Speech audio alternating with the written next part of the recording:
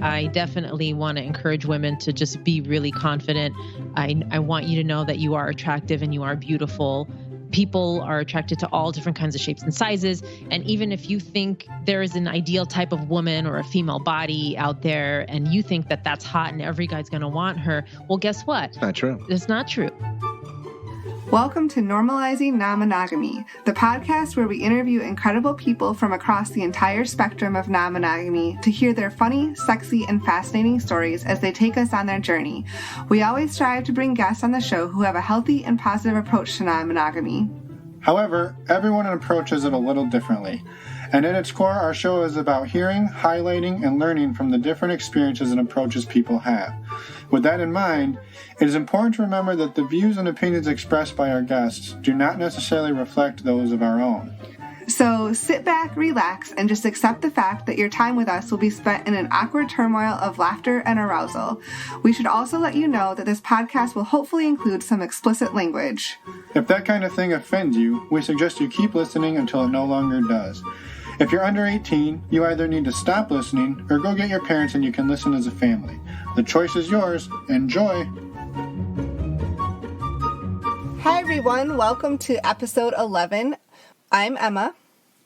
And I am Finn. And today we have an interview with the Priory Society to share with you guys. Yeah, they bring a lot of energy and a lot of great tips and tricks to the show. Some stuff that's coming up in future episodes of their show. We get a little bit of a sneak preview, so we wanted to say thank you to them for that and for coming on the show. Yeah, we had a lot of fun talking with them.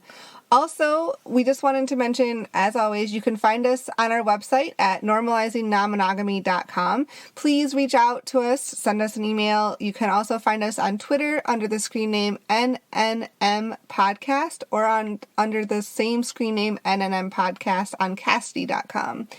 And also, it'd be great if anyone out there could leave us a review. We'd really appreciate it on any iTunes or other podcast platform. And if you do leave us a review and you sign up for Cassidy through our link, you can get 90 free days of elite membership. Another shameless plug. Every week.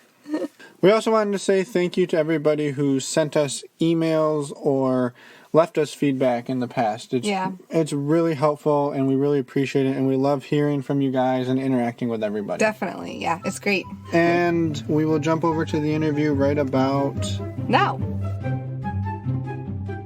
Well, guys, thanks for joining us tonight. We've got Eros and Isis from the Priory Society Podcast. They just launched, a couple months ago, and they're already crushing it. What do you guys got, like 2 or 3 million downloads by now? Almost. You're about 7 shy of the real number. We look forward to hanging out with you guys today and talking with you, getting to know you guys more, getting to know us, and a little bit behind the scenes at the Priory Society studio. This is cool. Yeah, well, we're excited. Thanks for taking the time to come on, and we appreciate it. Yeah, definitely. We're excited for tonight. So I guess for our listeners who maybe haven't heard your show, do you mind giving a little background on just who you are, how you know each other, just, a little bit about... How you know each other. Yeah, how you know each other. Did you just meet before the show? So just give us that background and we'll go from there.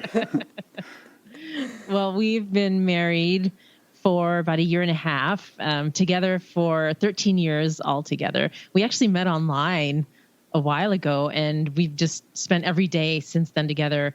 We're very much in love. And then about 1.5 years ago, we got into the lifestyle, and we've been talking about doing a podcast for a few months because since then. Yeah. I mean, it was crazy. We didn't have anybody showing us the ropes or guiding us along the way. No mentors, nothing like that. Nobody to tell us, hey, don't say this on a date. And right. We made a lot of mistakes. Yeah.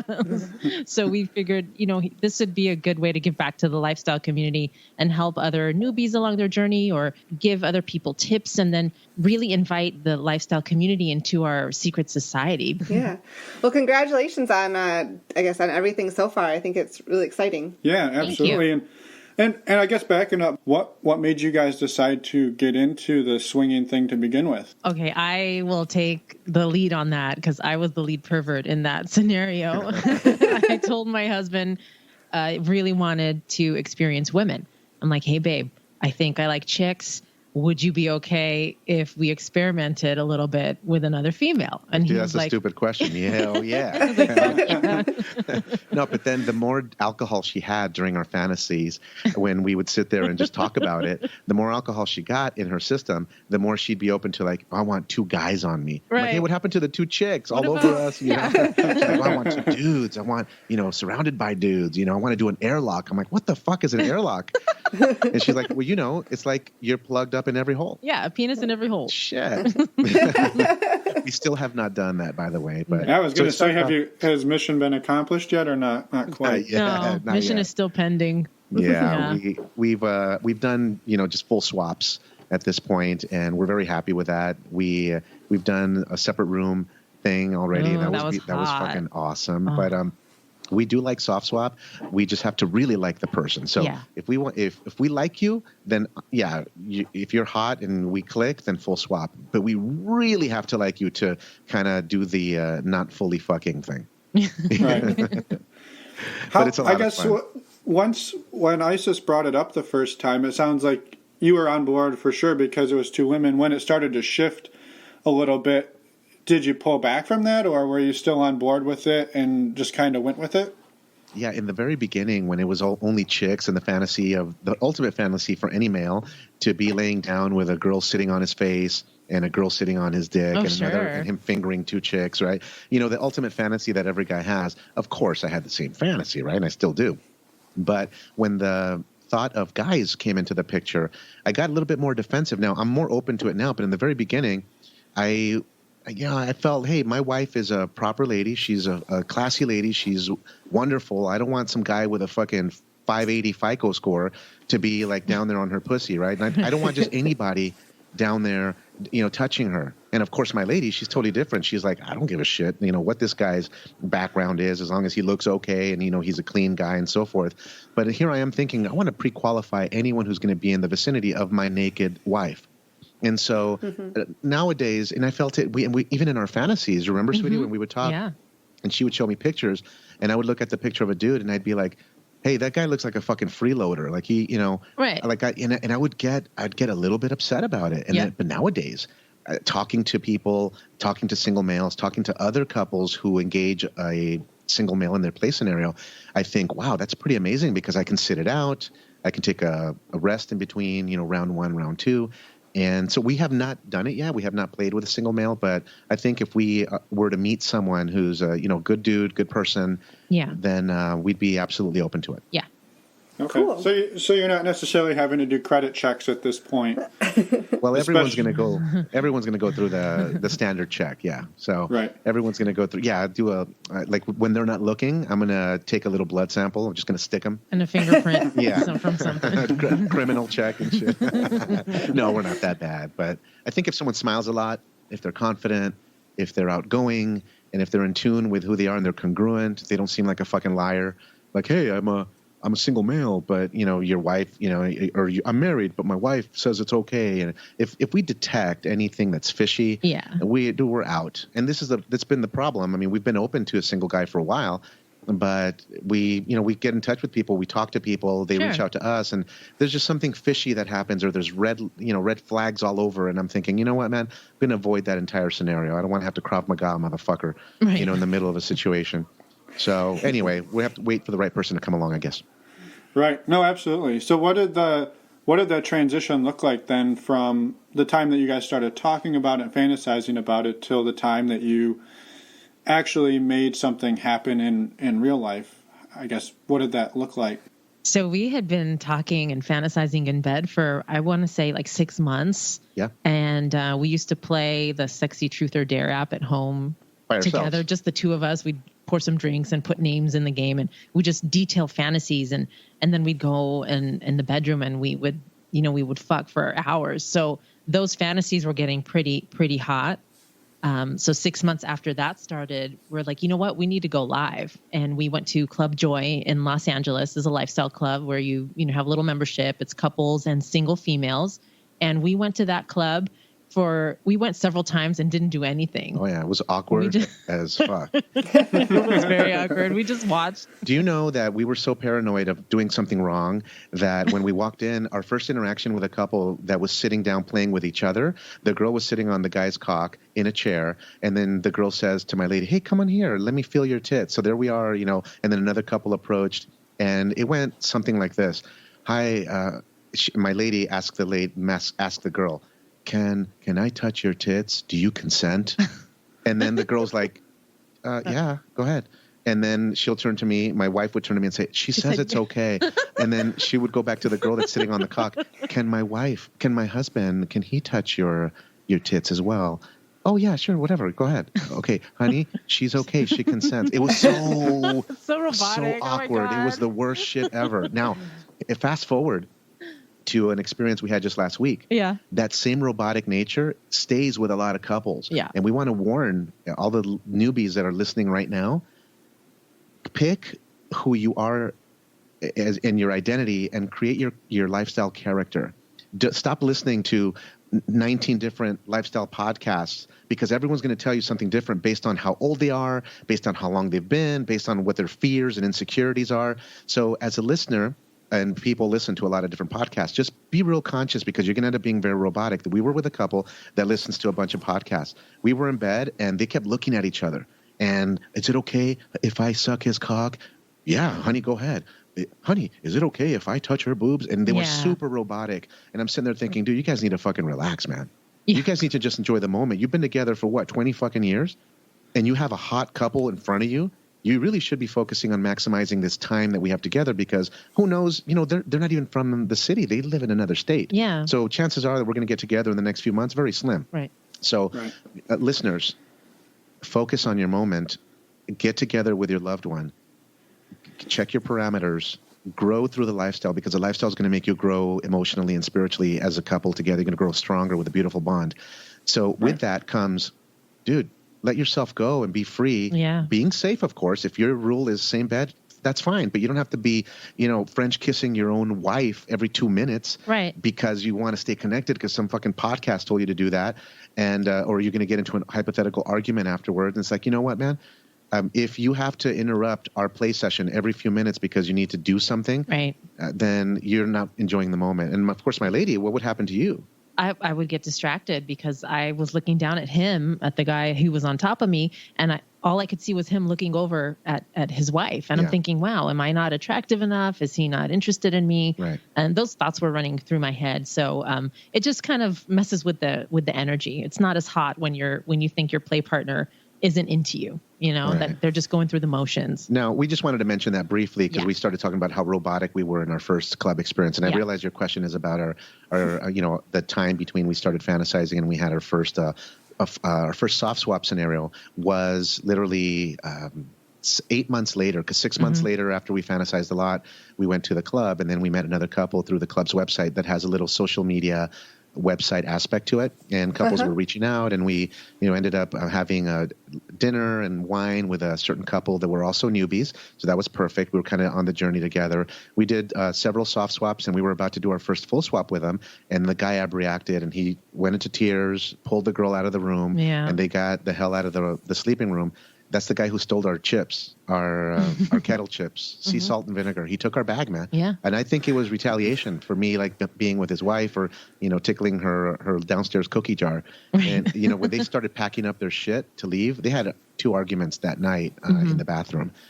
And I guess the parameters maybe weren't set. Maybe the guy, we found out later and we could tell you what happened, but we were driving ourselves nuts. Like, dude, did we cause this? Right. What's going on? It was going so well. We've known this couple for a month. So that was our first experience. The soft swaps were great, but then the full swap was ruined because the guy had an issue with his plumbing. He couldn't get his dick to work. And the funny thing is that it worked beautifully when we were on separate beds in the same room. And he was able to not fucking analyze every single move his wife made because his wife was telling me shit like, oh, I love Mexican, man. Pound me, rail me. I want you to fuck me.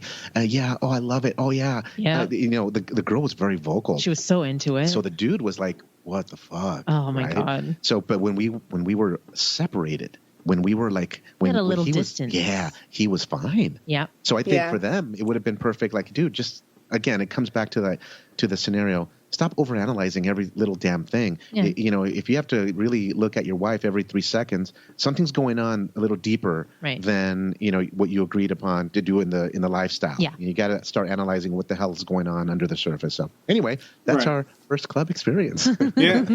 No, I mean, a couple of things I wanted to mention. One is, I think even though you guys were robotic the first time you were in that moment, the questions you were asking, I mean, those are good questions to ask. And it's important to get the consent. And I think it's just something you learn over time is how to ask it in a little smoother way and how to make it flow a little bit better. But it is important to ask those questions. And and then continuing on to the following story is it's important to ask those questions between you and your partner. So when you are in that situation, you don't have to be constantly checking in. I mean, you should check in, but you need to have an idea of what the boundaries are. Yeah, so have that conversation going into the play session.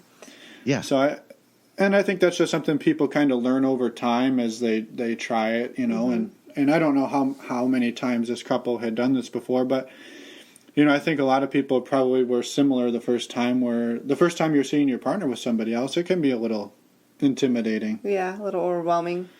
Oh yeah, absolutely. No, totally agree. Yeah, I was curious, you mentioned the club that you went to in LA. Is there other ways you guys meet couples online or mostly just through the club? Well, we meet couples on Cassidy.com. We spend most of our time on that lifestyle website, and we do meet and greets. A lot of people on Cassidy will post events like meet and greets and stuff. So we'll go to meet and greets. We'll attend them. We don't organize them. Yeah. And we have not been to house parties yet, but we do like lifestyle clubs, and we'll post our own rendezvous, like where we're going to be. And, but on Cassidy, we're a Latino sexy couple. So if you guys are on Cassidy, check us out. There's a picture of me and my husband. I'm wearing a dress. He's facing me. He's in a suit. So, if you want to see our pictures, go to Cassidy, and you can kind of see put a image to the voices that you're listening in. And so we use Cassidy a lot. We signed up for SDC. We're not super active on it. On SDC, we're Latino SXY couple, and so primarily we use the feature called Rendezvous on Cassidy, where we'll post like, hey, we're going to be here, looking for a sexy couple. I posted one just today just to get a drink with a couple at an upcoming meet and greet. And it just kind of shows, gets us out there a little bit, a little visibility. And more than anything, and we've said this before in our podcast, that in the lifestyle, you're constantly just sorting people. Hey, do I like this person? Are they good enough to play with? Are they someone that we like? Are they someone who we're just going to say hello to at different events? Is this someone we're going to invite over, or we're going to get a hotel room together, or we're going to fuck these people? And so you're just kind of constantly, just like you do in your regular vanilla life, sorting people. And I think that a lot of the people that are starting right now, there'll be those little dry spells that they reach, like, hey, we're not getting any messages. We're not, maybe we're not going on as many dates. What's going on? It's normal, guys. It's going to happen. You're going to have the times when you have 10 couples after your attention. And then there's going to be a time when, no one reaches out to you, which means that you didn't do your job in terms of creating your own funnel. You reaching out, you liking pictures. We have an entire episode on this, on the formula on how to create some good traction so that people you're always at the top of the mind awareness with them. And when they think of like, hey, we have a babysitter and we have this weekend free, hey, why don't we hit up Latino Sexy Couple? Or why don't we hit up the dudes over at Normalizing Non-Monogamy? And let's go hit those guys up, and let's see if we can, do a nice dinner and maybe get naked afterwards. So so we use the websites a lot. When you guys are trying to set up these communications and interact with other couples, is your guys' goal typically to meet somebody or meet other couples for like one-off interactions, or are you guys trying to form longer lasting friendships that can move beyond just the bedroom? Our favorite thing would be to make friends with people that we meet and have friends with benefits. And people say that a lot, but it's true for us. Unfortunately, it doesn't always happen that way. So sometimes we'll meet a couple and for whatever reason, we might end up in a play session. It doesn't always guarantee just because we're meeting you that we're gonna end up in bed together. But when we're interested in meeting a couple and we take the time and schedule meeting them privately, it means something about them attracted us, or there was something that we had in common, and we could see the possibility of a swap happening, and if we're going to swap with you, that means that we think you're pretty cool and we might want to hang out again. And it all depends on everybody's chemistry and interaction. But we've done surveys with couples, and we've asked, hey, how often does it happen where you meet someone and you play repeatedly, like you play over and over again? Yeah. And it's very slim. And a lot of people want it. Like, hey, we love friends with benefits. You see that on profiles all the time. But because everyone is busy, you have jobs, you have children, you have obligations, you have your Bible study group. I don't know. You have, everyone has obligations. Soccer, baseball, t-ball, and then so it ends up being a little bit challenging, especially because the lifestyle is full of people who love fresh meat. Yeah. They would just want to fuck new people all the time. So they may have you as a friend, but if it's between you, fucking you again, or that hot young couple that just came on the scene, guess what? A lot of times they're going to go after the hot young couple just to get. Unfortunately, it's with everywhere. It's like that everywhere. It's not just in the lifestyle. Yeah. People love the idea and they're fascinated with the bright, shiny object. And right. so, so that's that. Yeah. When you guys were, I guess, backing up a little bit again, sorry, when you guys were getting into this, did you guys lay out some ground rules that you were going to follow, the first couple of times you met people or the first time you went to the club, and have those rules evolved over time? Yeah, we had a lot of rules in the beginning, and like 2 pages worth. we had to sign an affidavit, or have the other couple sign something, say, do you understand all these rules? No, it wasn't that serious, but we did have a lot of rules. Even from my end, I'm like, okay, well, I don't want to touch. I had my own rules in my head too, or I don't want to touch him if the other girl's not touching my husband. And, right. How do I flirt in a way that's not too forward, or that to make things fair? Because I thought everything had to move kind of at the same pace in the beginning. We wanted to match our play. Yeah. So then it was, okay, well, obviously condoms were a must. But was oral okay, or too much oral okay? Or could I be loud enough if I wanted to? And, there were so many what ifs that went through my head. When we first started setting up our boundaries, we talked about, hey, well, what about if this guy, he wants to fuck his wife, and then his dick is full of vaginal fluid, then he wants you to suck him off. Is that okay? We went down to the way down, very, very specific. Yes. Hey, what if they do stuff side by side and we're in the same room? Are you okay reaching over and just stroking his dick, jacking him off? Oh yeah, I'll do that. Real simple things that just seem so naughty in our head, and we think back and we're like, and we think back now, and we say to ourselves, dude, that's yeah, of course I'll grab that cock. And then we think back to when we were super brand new, everything was so scary. I had this image in my mind that I'd walk into the swing club, and that I'd leave with pink eye because there's cum flying everywhere. There's semen flying everywhere, and I'm going to get in my eye, and I didn't want that, And so, it was our rules certainly have relaxed a lot more to where now. One of our favorite things is when we meet a couple and we've been out with them a couple times, we love the idea of hey, you guys will be in the hot tub and you guys are going to be there in the kitchen. Now we can kind of see you in the distance. Yeah. All right, cool. We're going to go in this bedroom. Right. Oh, let's all go together. And, there's some people out there that are deciding to play in the lifestyle. For you guys that are listening in to the podcast and you're just deciding, I would say stay together at first. Absolutely. Sure. Be able to observe each other. And everyone says, I love to watch my husband. I love to watch my wife. That's the hottest thing ever. The reality is, dude, you've known each other for 30 years or you've been together for 5+ years. Right. Give them a break to have a little enjoyable time without you judging the noises they make, because the guy has a super large cock, larger than yours, and the girl's going to be holding back because she can't say, "Oh, this is her largest cock." Give someone space, because if you love each other and you're growing as a couple and you're really strong and the level of trust is amazing and your self-esteem is super high and you're both confident in the lifestyle, then nothing bad is going to happen because they're still within the confines of the bedroom, or they're still right there. You can still see them. It's not like they're having a full swap separate hotel and you have no idea what's going on. See, there's couples that do that. That's an advanced thing. But anyway, have you guys kind of worked into, or I guess not, have you guys morphed into separate play then over time? We have done it once, and I enjoyed it. My husband really enjoyed it. So two things on separate play. If you go out on your own date, and me go out versus would we play in separate rooms? Yeah. Right. Yeah. I guess both of those questions. Have you done either of those, or is that on the table at all? So we have done a separate room play where we were both playing with the same couple at their house, and we were just within earshot of each other. So that was pretty hot. I love that. It was one of my favorite experiences. I want to do it again with a couple we really like. Yeah. You know what I mean? That's fucking amazing. But in terms of going out on dates individually. Like separate dates, yeah, we haven't done that. We haven't done that for two reasons. The single guys that have been reaching out, I wouldn't trust those motherfuckers in my house, let alone with my lady alone. Right. At a hotel someplace. Fuck that. It takes a lot more trust. Definitely. But this is what we've said, okay? For those people that are listening in that are, kind of fly on the wall, hey, can I get a tip here? Can I get some insights?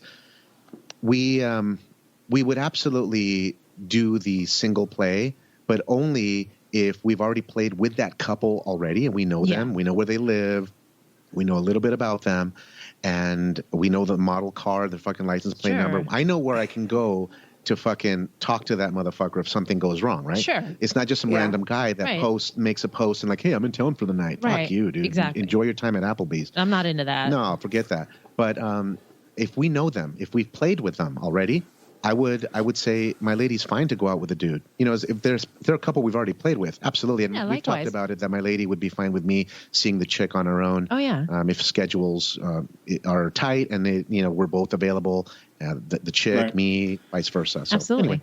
So I think that kind of goes back to that making the friends with benefits where you feel comfortable. If I'm out of town for the weekend, you can go have some fun, and that becomes a little more natural, and you don't have to worry as much. And absolutely. Yeah, it's something that we've definitely strived for ourselves. So I guess with that in mind, are there things that you guys that are sort of on your bucket list or your fuck it list, as people like to call it, in terms of where you'd like to see things go, or a fantasy that either of you have that has not been fulfilled yet? I would really like for my husband to enjoy a hall pass with another female. Well, we both have that. Yeah. We both have that fantasy. I think that would be so hot. Either I want you to go out with a dude too. Yeah. And it could be, the same couple or maybe different couples that we've met, or if there was a single chick, or I don't know. I don't know how it would work out exactly, but we've talked about having a hall pass with couples that we've met with previously, but I don't know if it would work out that way exactly. But just the idea of my husband being with another woman while I'm not there and hearing about it later, that would be hot. The only other thing when you talk about the fuck it list, our fantasies are kind of simple and more vanilla-like. And I'll tell you why, because we like the idea of obviously getting naked and doing stuff with a sexy couple, someone who we really enjoy and who we like and respect. But we also like the idea of going out and watching a musical theater performance and then going to fuck afterwards, right? Something where, we dress up, throw on a nice suit, or the gal in a nice cocktail dress, and, kind of do the whole thing where we did this one time, and it wasn't quite what we envisioned, but our credit cards always send us invitations to, special events, VIPs, things like that. Right. And so we got invited to a film premiere. And it was American Made or something like that with Tom Cruise. Yeah. And then so we invited a hot couple that we know already, and we sat swapped, and we were the entire evening we spent with the swapped couple, and they were greeting us as Mr. and Mrs. whatever. But I was with the other chick and my lady. And that was great. It was fun. It was so innocent. Yeah. But we like that stuff. Like, hey, let's hang out. Let's take a quick day trip together. Let's go to a vineyard. Let's go hit up a winery. Let's go to Vegas for a weekend.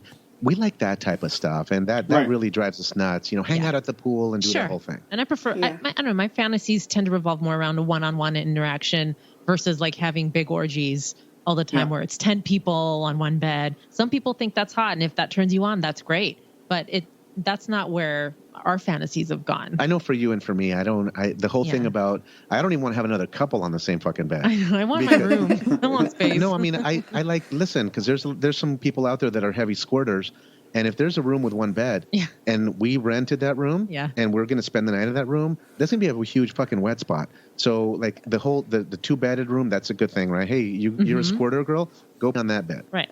Go do that and we won't touch that bed later on, right? I think it's hot squirting. Oh my goodness. I mean, you feel like the king of the realm, right? If a girl squirts, even though you may have not had much to do with it, they're in tune with their body. Sure. But anyway, so the whole piles of people, we think it's hot, but we also, we've seen, fist fights break out in piles of people when, people don't get their shit straight and all of a sudden some guy's trying to ram a penis in different orifices. And so anyway, so we like the couple on couple encounters the most. Yeah, no, and I mean, it's definitely fun, that interaction of you're out at a bar, you're out at a play or something, and everyone thinks that you're with your partner, but you guys know that it's not. So I think it's kind of the psychological aspect of that's definitely the turn on there. So sure. It is. And I want to clarify something. We're not swinging to the poly side. Like, I don't want to take that girl home and add her to my credit cards. Okay. No.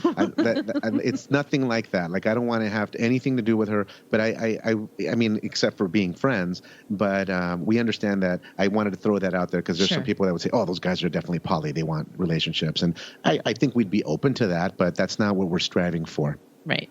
Yeah. That's fair. Everybody kind of goes at it a little different, right? Yeah, that's definitely true. I wanted to circle back, I guess. You mentioned at the very beginning that you guys have made some mistakes along the way. And I know people can go and listen to your podcast and I'm sure hear a lot more about them, but I didn't know if there was a couple you wanted to highlight. Oh, we can talk about mistakes. I mean, we'll give you some mistakes just so for the benefit of the newbies that are out there. Here's just a couple immediately. When you are chatting with people through your online profile, whether it's Cassidy or whatever you use, whatever website you use, take your meeting to an in-person encounter right away. Yes. So stop this virtual dating game where you're talking to someone for 3 weeks and then you meet and it's someone who you didn't really enjoy in person, because people can hide behind a really nice photoshopped profile and their few sentences. But when you meet them in person, you're going to feel like, dude, I blew off 7 couples because in this past 4 weeks, I was thinking about this one couple and I wasn't open to anyone else. So big tip for you guys, take the meeting to the in-person event as soon as possible. And when I say in person, doesn't mean you have to meet to fuck. Grab some coffee, grab that drink, sit in front of them, see their spirit, look in their eyes. Is the guy fidgety? Is the guy, can they perform well-formed sentences? Right. And does the man and woman have their stories straight? Are they a real couple? Yeah. Is it a fucking prostitute that was hired for the night to act as the wife? And that's all you're going to get. You're going to discover that quickly. So you want to sort quickly and get to the live meeting as soon as possible. Yeah, and just see if you guys have a 4-way connection too, or even a 2-way connection of some sort. I think that's really important.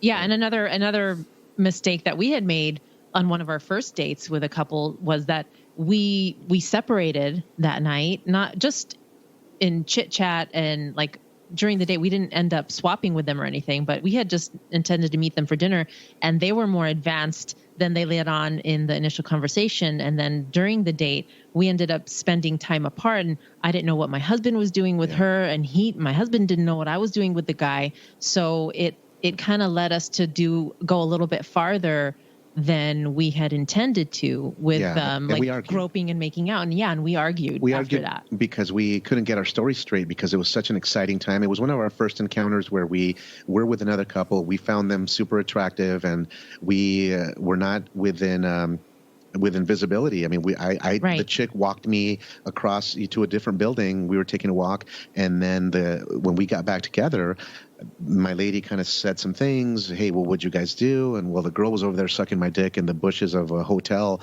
lobby patio. Mm-hmm. My lady was getting groped and fingered inside another part of the parking garage, and we were like, well, wait a minute, what happened next? And then so as we talked, we got into a huge argument. So people will call that divide and conquer, and we called it in our episode "Divide and Conquer the Newbie Pussy." That was episode 4. But we talk all about it. Yeah. And so we're not going to repeat the encounter here, but that was a big mistake, was separating. So for newbies, stick together, guys, stick together.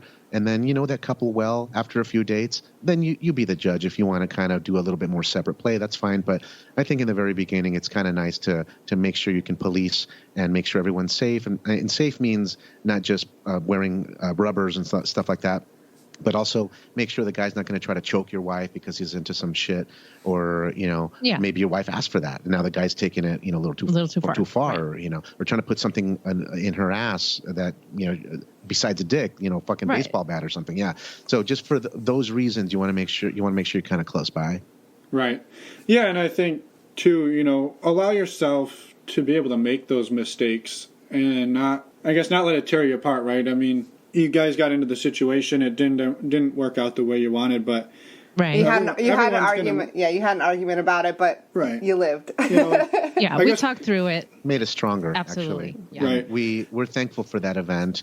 If it wasn't for that event, we maybe would have done that a little bit later, and it could have been worse. Right. But so we're happy it happened early on, and we learned that lesson. So yeah. In terms of another mistake, I mean, I'm sure more will come as we talk, and maybe we'll think of one and we'll pop it in before we end the episode. No, that's not a problem at all.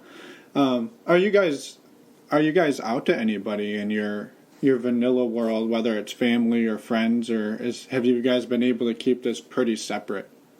I have one friend that knows that, we've gone to Club Joy, but she doesn't know details about dates or anything, because we were talking about lifestyle stuff, and she had mentioned that she had gone to the same lifestyle club that we went to, the Club Joy, years ago as a single chick. So she's like, oh yeah, Club Joy. I'm like, wait, how do you know? so that was pretty easy to have that conversation with her, but otherwise nobody in my family or friends knows. Yeah. But babe, you got someone close. Yeah, on my end, well, we belong to a private business club in the city, and there are several LGBT community people there. And so those guys are awesome, and we have great friendships there. Yeah. So we've told a few of them, we'd like to do this. We go here, and we kind of drop it in a cool way. We'll mention things like, hey, we're going to be going to Sea Mountain Inn, which is a nude resort in Desert Hot Springs right near Palm Springs. And it's a lifestyle-friendly place. So when we say Sea Mountain Inn, then they'll ask us, well, what's it like? Oh, it's all nude, mostly nudist, but there are people there that go look for encounters, maybe with another couple or whatever. Yeah. It's a couples only place, and they do allow single females. So then the conversation happened that way, where finally they said, oh, we'd love to go to that. And other friends, that we talked to, well, you guys look so tan. Where you been? And we're just super honest, man. We're just like, hey, this is what we did. And we're not trying to, look, we have nothing to lose by people finding out. I think in the lifestyle, there's a lot of people that are super scared. And I do understand when you talk about a career or a job, that type of thing. Yeah. And so I do appreciate people being discreet and so forth. But at the same time, like for us, there's no real danger if people found out what we did and our preferences. Right. We keep that private. At the same time, when we find someone that we confide in, that we can share what our deepest desires are and what we like to do on our free time with other couples, that means that they've already told us something about them. Right. So we feel comfortable with that. But honestly, my mom, she knows. She knows, man. We've been in Vegas. I take her to Vegas all the time with me. Whenever we go there for work, and we've been there. And I've actually told my mom and her lover, they've been together for years, say, hey, you guys need to get the fuck out of the room. Let's go see if your room's available, because we have a single chick coming, and it was a couple coming, right? But we have a single chick coming. So that's how it started, telling them that we have a threesome coming in. And then so it became a big joke, like, oh, we got to go because you guys have to have a threesome. Okay. So it started with that, and that happened. That was about 6 months ago. Yeah. And then last month, my mom gave us a fucking bag of dildos. Yes, she did. She not just dildos. Her and her lover, right? They got us a little gift bag with all kinds of shit. Yep. You have a strap on that my lady hasn't used yet. It's brand new with different attachments: a fat one, a big one, a girthy one, and like different flavored lubes. My mom gave me that. Oh my god! So she absolutely knows. She knows by now. So she's supportive, to say the least. Oh my goodness, she's so cool about it. She knows knows, and I don't even care because we've had such a deep and beautiful relationship, and we've always told each other everything. And, actually the way it started was that part of the way it started was this past Christmas was we were going to do a gift exchange, and we went to a party where there was other family and other invitees there, and they were going to participate in the gift exchange. So gift exchange is intercambio, which means swap, right? So I was joking around with my mom. I'm like, okay, so I'm here for the exchange. Who's my girl? Who do I pick? Who am I with tonight? And she's like, oh, shut up. Oh, which one do you like? Do you like her? So it just became a huge joke. And my lady gets along beautifully with my mom, and they're always chatting. So, dude, we have cigars together. I mean, we were having cigars with my mom the other night. We drink together. Yeah. So we have a different relationship. So she knows.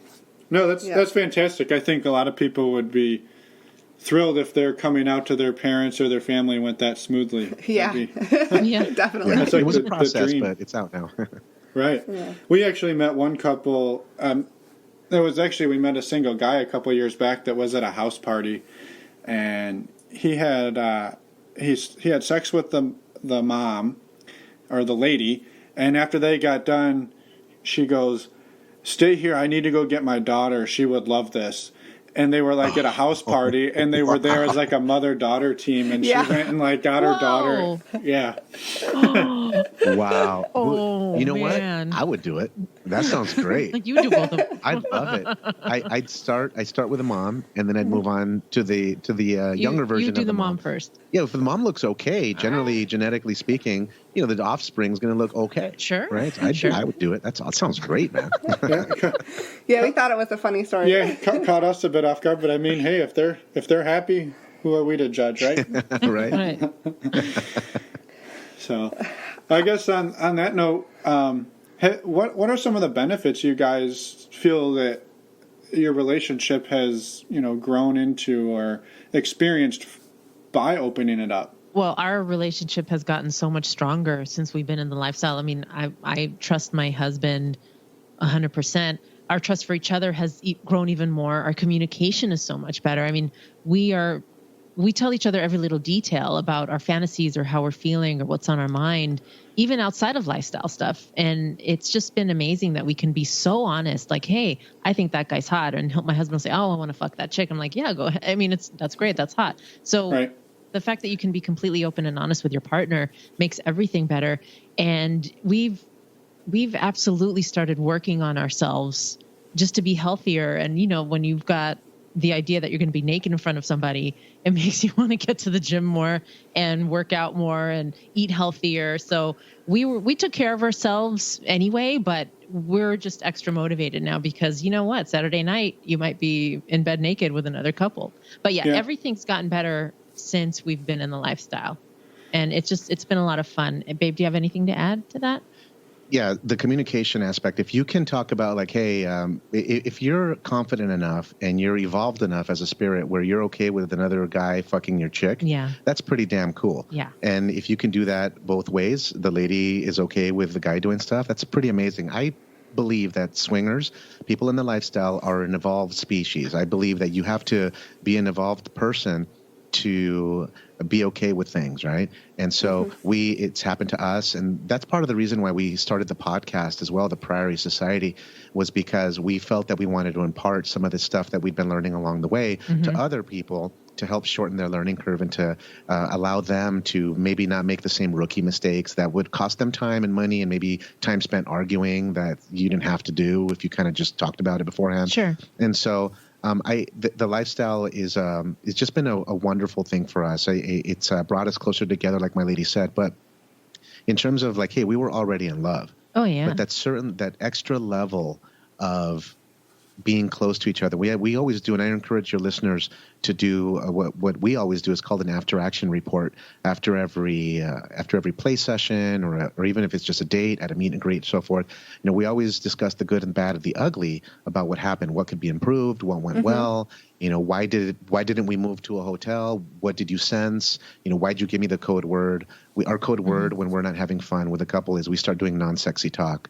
And we start talking about, politics and things like that. And, when we leave, we exit from the scenario very quickly. I mean, so But we're able to do that, and we don't feel bad about it because we're so in tune with each other that our relationship is paramount. And we are always, people talk about, we don't take one for the team, right? Yeah, that's fine. People say that all the time. The reality is that we've taken one for the team, each one of us, right? Sure. One time, this one guy was like close to 80 years old, and my lady was sucking his balls because the girl wanted to be with me, and we just had to make it work somehow. So yeah, of course, there's the 4-way match is pretty tough to do. Yeah. Everyone, it is. Listen, man. Out of all the people that we've met a ton of people. It's pretty rare for us to say, "Wow, I like them both. We like them both." And it's been really rare, which is why we haven't played as much as we've wanted to. Sure. Because we really do gauge it on how we really want to feel that we are giving each other the best experience possible. And hey, that 4-way match, man, I understand couples that start doing separate play. Yeah. Sure. I guess on that same note, then, have you, after that incident where you guys felt like one or the other was taking one for the team, have you revised that since then and said, well, you know what, we did it once, we didn't really enjoy it, we're not going to do that again? Or is it something that you think you would do it again if it came up, just because you want to see your partner with the other person? Yeah, well, I'll give you the two scenarios. The first one is, in the very beginning, we were so damn picky. We wanted our couples that we hung out with to be a certain type, to take care of themselves a certain way. We wanted them to be ultra happy, well-adjusted, positive people with smiles on their face, and it got to the point to where that was really difficult to find. If you crawl any online profile, you're going to find the guy who thinks he's in the front of a GQ magazine, no fucking smile. And I'm thinking, dude, you got to be magnetic, man. You got to be magnetic. Smile, man. Show your teeth. Well, I don't have teeth, or my teeth are crooked. Well, there's something called Invisalign. Get your ass to the orthodontist, man, if that's an issue for you, right? Don't let it fuck up your love life because you want to come across as some mysterious gentleman, right? You're not mysterious to us. You're just some dude who maybe is not a fun person. And so because people judge us in a few seconds, we started to loosen our standards slightly. So when you talk about taking one for the team, a lot of times when we go out on dates with couples, we end up playing with them. We find out that when we do our after action report, we find out that one of us has indeed taken one for the team. But it was a fun time, meaning they weren't our ideal couple. Would we marry these people? None of that enters the frame, but they're not the ideal couple that we had a chance to pair up with, but they were nice people. They were good spirits. They were good, kind-hearted. And we end up having such beautiful times with people who we never would have thought that we'd have a good time with. So our rules and our criteria has been so relaxed now. If you're a good person and we don't get the idea that you're going to steal from us, you don't have to shoot you or whatever, right. Then we'll go on a date with you. You know what I mean? And then if anything happens beyond that, if we want to get naked, well, then that would just be a bonus because we really would like to just make friends. And we have this thing called friends first. And because we want a certain level of confidence and being comfortable in a play scenario, if we already look at them as people who we can go to the movies with, people who we can invite over for a barbecue. Right. Yeah. And it just adds a certain layer of intimacy, which is wonderful. Yeah. It sounds like it hasn't been so much that you've really lowered your standards. It's more that you've been willing to open up and accept maybe that what they're showing at face value on a profile isn't necessarily who they are, and you're more willing to meet and see if there's more to it than that. And it definitely. That was Oh man, that's huge. That was the tip early on. Get out and see people in person because that's when we found out when we were prejudging people on their profiles. Yeah. And they had 3 sentences of text and their pictures were just fucking horrible. It looked like they took them with a 1989 flip phone, and then still pixelated them and photoshopped them. A lot of the selfie styles. Where they don't show the full body and so forth. So we decided, and I like the way you put it, man. That's beautifully put when you said, we really didn't lower our standards. And that is the truth. We did not. We just made it to where we wanted to experience people in person to see who they really are. Yeah, and I think that's a great tip is like you said earlier, get to that first meeting. It's going to be way easier to tell if you're a good fit with somebody. I mean, sure, there's going to be red flags sometimes in text, whatever. But get to that first meeting and make sure it's real and that there is a connection, and then play it by ear. Yeah. Sure. And I think one thing I wanted to expand on that too, sometimes you may everything may be going really well in person, and that conversation's flowing, drinks are flowing, things are going really well, and then you get into a play scenario and maybe your chemistry just doesn't quite match, or you just feel like you don't have quite the connection with part of the couple or the whole couple, and it's still a good experience. It's you walk away with it, as like a fun night, but it's not something that you would want to necessarily do again with those people. And that might not to be any fault of their own. It's just that the chemistry wasn't there. Right. 100%. And we've actually had that where couples have reached out later. Hey, when are we going to hang out again? And then I'll ask my lady, did you like them the first time? And then she'll remind me of the conversation that we had in our after action report.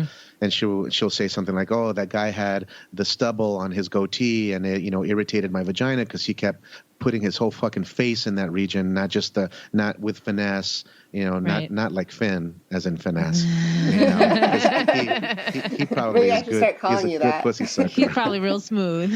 He'll shave the like military style, the whole shit. Oh yeah. But yeah, so and we've had it where it didn't go 100%, but it was still a great experience, and we still say hi, and we're still friendly. Like, we're friendly to everyone. Sure. I don't understand the whole thing about clicks and all that. We're friendly with everyone, man. Like, I'll like 100 pictures on someone's account. Yeah. I don't give a shit. Actually, it's not 100, but we have no problem going and, liking several pictures. I think a lot of people are scared of letting people know, hey, I like that picture of you in the thong, or you guys on the lake in your boat.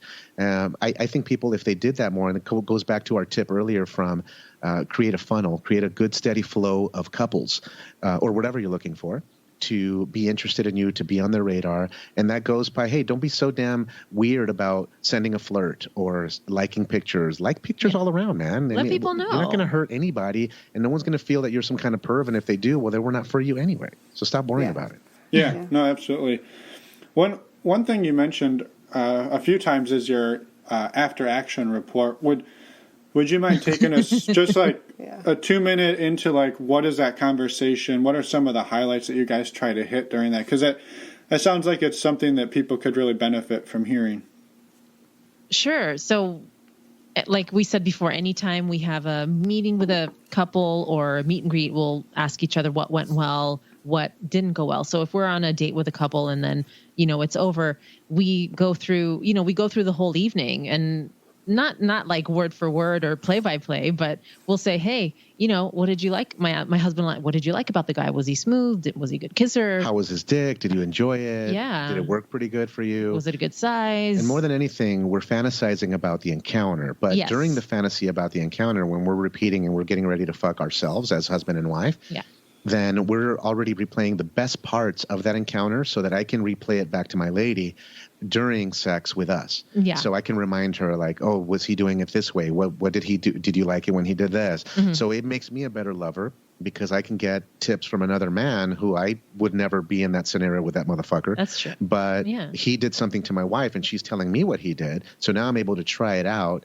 and we grow that way. And then I tell my lady, well, the girl, she did this, drove me nuts. She kissed me here. She put her tits on my chest and it was so erotic. She held my hand. She held my hand and interlaced her fingers when we were fucking, and it made me feel like, dude, this is like my first girlfriend. You know how you love each, and she did something cool like that.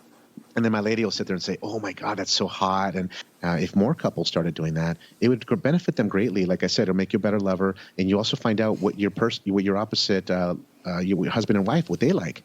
Because something that you don't do, that other guy did or the other girl did. Yeah. And all of a sudden you think to yourself, oh my goodness, well, I'm going to try that and put that on my tool belt, on my arsenal of loving tools and techniques. And so, it's super helpful, guys. Right. No, I appreciate it. That's a good parallel to draw. Yeah. For sure. Well, I guess we're kind of getting close to wrapping up here. We just had a couple of last questions for you guys, if you don't mind. No, let's do your questions. Is there anything, I know we've talked about a lot of things, is there any last little bits of advice that you would want to, like, one or two sentences that you would say, I wish I knew this on day one when we started this, that you think any new listeners or newbies to the scene would benefit from? Sure. I mean, as a female, I wish that I knew how attractive I was to other people because I came into this with a lot of my own insecurities, and I definitely want to encourage women to just be really confident. I want you to know that you are attractive and you are beautiful, people are attracted to all different kinds of shapes and sizes. And even if you think there is an ideal type of woman or a female body out there and you think that that's hot and every guy's going to want her, well, guess what? It's not true. It's not true. And there's an equal amount of men that are going to be attracted to you. And it's may not just be your body. It's probably going to be your smile and your personality and your sense of humor. And it's really about the whole package. So don't underestimate yourself and don't sell yourself short. The fact that you can have confidence and be your true self and really express yourself and ask for what you want during play and in bed is very empowering, and men are attracted to confident women who know how to ask what they want. So I would say just remember that, smile and be yourself and just put yourself out there because people are attracted to you and they do find you beautiful. Yeah, and I agree 100%. Yeah, and I would also caution people when they're meeting couples about flakes, right? So there people in the lifestyle can be very flaky. Like we've met flakes, and we rarely give a second chance. I don't think we'll give people a second chance at this point. No, we actually haven't given second chances to people. I do want to caution the newbie listeners out there that you've heard from other people, oh, the lifestyle is a wonderful place, and it really is. It's a wonderful place for you as a couple, as a team, as a unit. And also you're going to have some goofy motherfuckers out there too that are sneaky, but also some people who are just going to waste your time. And I'm talking about you court them for 3 weeks and then they're going to no show. Why? Well, they probably weren't a real couple to begin with. It was just a single guy fabricating stories, sharing pictures that he stole from someone's Facebook or what have you. And so one of the things I wish I would have known early was to watermark my pictures early on. There've been breaches in social networks and so forth. And if you have pictures of yourself and your face, people will take those pictures and create secondary online profiles, and they'll pass themselves off as you. And so watermarking your pictures, adding your logo, adding a name right across the titties or whatever. And a lot of people will say, well, it's going to ruin the integrity of my pussy pic or of my. It doesn't matter, man. Put a logo on there. Let people know this is us. Here's the other thing. A lot of couples will screenshot your pictures. And so you want them to know whose pussy they're looking at. And they're going to know because your name's right there. Right. Because they're going to end up with 1,000 pictures in their phone. So make sure another thing we wish we'd have known earlier is if you're going to share a picture of your pussy or your asshole or your titties, make sure there's no face in that same picture. So crop anything that has extreme nudity, crop your face out, pixelate it, put a cartoon overlay, do something on it, and then feel free to share all the other pictures that are vanilla type. Hey, here's us at dinner, here's us in Vegas. Who gives a shit if those pictures are out there, because what's the worst that can happen? Right. Oh, hey, you're on this network. Yeah, it's a network where I find buddies because my Facebook friends are all fucking losers. They never want to go anyplace. This is a place where I can find people who I can be myself with, who I can make those dirty, raunchy jokes with, and they're going to laugh. They're not going to report me to HR department. Exactly. Yeah. So I would definitely agree with your point on the pictures. Like, my rule is either if there's nudity, there's no face, and if there's face, there's no nudity. Perfect. Perfect. Love it. So those are some quick tips. Yeah, we usually ask if you guys had a favorite resource that you guys utilized when you started getting into this that was sort of how you learned about some of the things. I know you talked about early on that you didn't really have a guiding light, but as you've kind of progressed, have you sought out any other resources that you think would be useful to people? Look, the internet is an interesting place, and you'll find yourself, man, look. You can go down the dark hole on the internet. You need to be careful, man. Look, with all the people that are out there searching for tips and strategies on how to become a better lover and so forth, I would say we didn't do this early, and we probably should have, is identify a podcast that you resonate with. Listen to the Priory Society Podcast. Listen to Normalizing Non-Monogamy. Go through it and listen to them often. Don't just listen to one episode one time, because you're going to miss certain things. There's like a low percentage of retention when you're learning something. So you might have to repeat it. So definitely do that. Find a podcast that you resonate with, people who are true and honest and who are your style. We may not be your style, and that's fine too. But find someone who you resonate with, and then don't take their teachings and their experiences as like the end all be all. Right. Yeah, because again, they can only give you advice from their own insecurities, failures, and successes in life. And if they're not super outgoing like you are, well, then your experiences aren't going to correlate, right? So you might need to listen to several and maybe take bits and pieces from different people that are teaching. There's a lot of blogs out there too. We did some research, And I don't go on the internet that much in terms of looking for things, because I was doing research the other day on an episode that we call the Sacred Cube of Success, that makes you a better person, that attracts more pussy and dick. And I ended up on some videos of people shitting in each other's mouth. Like, it was crazy. So you just got to be. I couldn't watch them all. Is that part of your cube? No, that's level 2. No, I'm just kidding. No, it's just, the internet is interesting. Look, so here's the other thing. When we put together our podcast, it was really out of necessity, and out of the necessity for us to journal our experiences. And also, while we're journaling what we did, we thought we'd kind of reach and help other people out there. And also seasoned podcasters, seasoned listeners, seasoned lifestylers. They would find get a laugh, get a chuckle out of silly experiences that we found ourselves in. So you guys as listeners, you'll find something that you resonate with, and then you'll decide, hey, because look, success leaves clues. And you will know, hey, I want to follow that person. I feel good with them. I feel they're real. I feel that their shit isn't totally fabricated. I feel very comfortable with them. That's great. They're not trying to sell me shit every fucking episode, that type of stuff. Right. And you're going to find people who you resonate with, just like you are in the lifestyle when you're identifying partners. So I think the other big thing was we ended up going to live events often. Yes. And we talk about this as well, is get your ass to meet and greets, takeover events. Go to these week-long events, go to the resorts, go to where a lot of people congregate, because especially if you live in a town where you don't have a ton of swingers to pull from on a given weekend, you want to get yourself to where there's a lot of people, and you're going to get some wonderful advice. You're going to make friendships for life, and you're going to get some really cool tips and strategies just by talking to people around the pool. And that helped us tremendously when we started going to the big parties.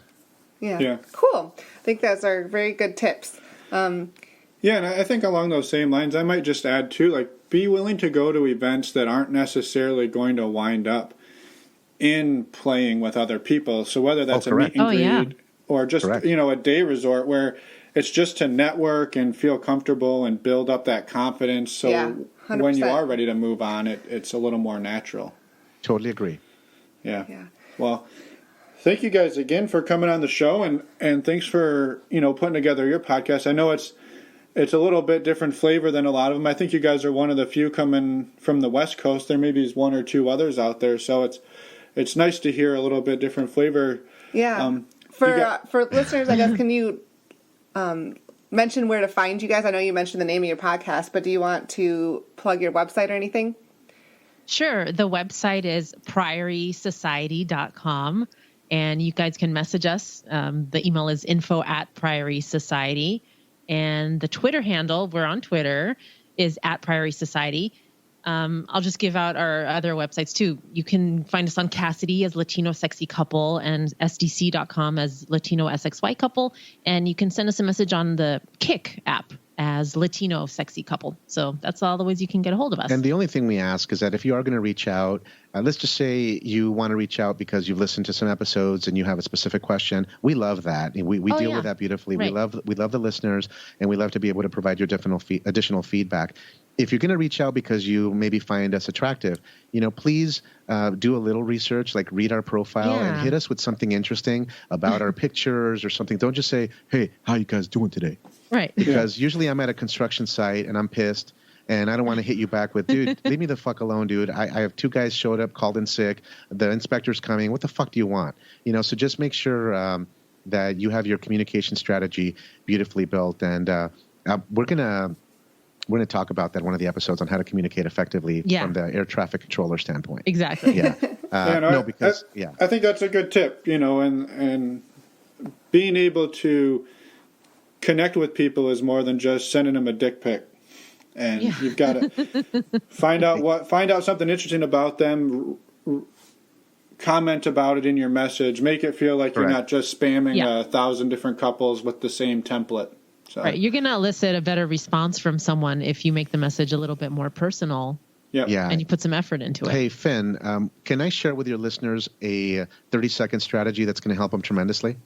I suppose we could allow that. Yeah, go for it. All right. Okay, so we have something called the air traffic controller strategy, okay? I'm a private pilot, and I don't fly big jets or anything. I just do it for fun. And, small planes, Cessna 172s, Cirrus, small planes, single engine. Whenever you're talking to the tower, or you're talking to a different approach, air traffic controllers, here's what they want to know. They want to know, who the fuck are you? Where the fuck are you at? What do you want? And what information do you have before you do what you want to do? So if you put those components in your email, you can have a massive success. So, for example, hey, this is Cirrus, Alpha Mike at the Blue Hangars, permission to taxi with information Bravo. You know, and they'll come back with, okay, cool, you have that. What do you want to do after you take off? Oh, straight out departure, you know, with this, going here, great. So when you hit us up and when you hit up, you know, Emma and Finn, and you send them a message, you want to say something like, hey, this is who we are, this is where we're at, this is what we'd like to do, this is the information we have. So that's when you do a complete air traffic controller strategy, you're going to hit them with like, hey guys, we're Latino sexy couple, saw your picture of you on the lake, love boats, love that you do love that you have pets. We have 2 dogs. Look, you guys look amazing. We love that you're smiling in a lot of your pictures. We're located in Los Angeles, California. We realize that you guys are close by. Let us know if you'd love to have a drink one of these days. Sure. Something like that. Okay? Yeah. Don't just say like, yo, can I put my things down on it? Yeah. Right? Who are you? I mean, that got me hard, but I know it's not for everyone. So I wanted to share that as a tip for the listeners. Do a nice thought out, well put together, structured, and don't use all caps. Break it up a little bit. Use punctuation. Yeah, exactly. Use your common sense, right? Because listen, if you can't afford to put the full letter U instead of just the word U instead of the letter U, what kind of other shortcuts are you going to take in a play scenario or whatever? So anyhow, I'm glad I was able to share that with him. No, that's great advice. So I appreciate it. Yeah, thank you. And I guess we appreciate you guys coming on, taking the time to chat with us, and thanks for having us. Sharing some insight, maybe some sneak peeks into what's coming down the pipeline on your show. So again, thanks a lot. We appreciate it. We appreciate you guys having us on. Thank you so much, and we'll see you guys on Twitter land. Yeah, we'll continue to hang out there as well. Yeah, thank you guys. For sure. Well, have a great evening, and we'll be in touch. Hey, thanks, guys. Have a good night. Bye. Bye-bye. It's us again. Surprise, surprise. We wanted to thank the Priory Society. We had a blast talking to them, and I hope everyone enjoyed their interview. Yeah, go check out their show. And next week, we've got a really cool interview with a couple of our elite Twitter followers. Yeah. I think they're elite because they interact a lot. But it's a really cool couple. They're both bisexual, so it's a really great interview. Really fun conversation. Yep, really great people. So definitely come back next week, and we will see you guys then. Bye.